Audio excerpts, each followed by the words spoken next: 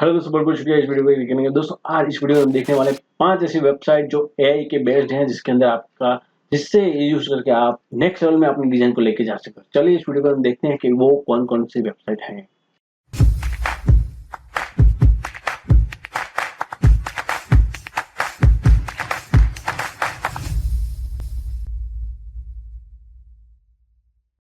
दोस्तों 5 ऐसी वेबसाइट जो हमने अभी डिस्कस किया वो है, उनमें से एक playgroundai.com,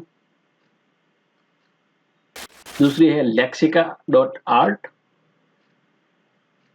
फिर तीसरी है bluewillow.ai, फिर उसके बाद है crayon.com।